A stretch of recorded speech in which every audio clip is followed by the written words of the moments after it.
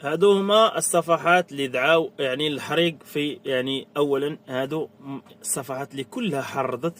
اولا خاص تعرف دعوة السلطة المغربية، تعرف شكون اللي تيسير هاد الصفحات اللي تحلوا اكثرهم في هذا الوقت وتيشجعوا على الحريق.